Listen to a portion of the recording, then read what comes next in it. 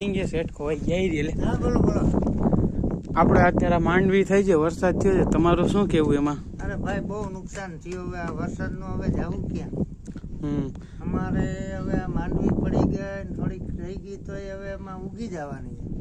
હવે આમાં કઈ વાહે વધવાનું તો છે નહીં. આ ખેડૂતની વાહે કઈ વધે નહીં ને વરસાદ પડે એટલે સરકારમાં કઈ જડવાનું નથી. એટલે હવે અમારા બિયારણનું ઘટશે, શિયાળામાં તકલીફ પડશે, 2-3 પ્રોબ્લેમ તો થાય ખેડૂતને. બરોબર. તો એટલે આમાં કઈ તમને વધશે માંડવીમાં કે કઈ વધવા જેવું જ નથી? હવે ભૂકોય નથી વધવાનો ને હવે ડાખરાય નથી વધવાના, હવે ધૂળ વધવાની છે. ધૂળ તો વેચવા જવાતી નથી, નકર તો ધૂળે વેચી એવી લે. હા બરોબર. એટલે તમારે આમાં ભારત સરકાર ઉપર શું કેવું છે કે આ બધા બીજા થકી બધા કરી દેતા હોય તો એમ નહીં, સરકાર તો હવે ખોટું કરે છે તો હવે સરકારને શું કેવું? હવે નકર સરકારને દેવું પડે એમાં.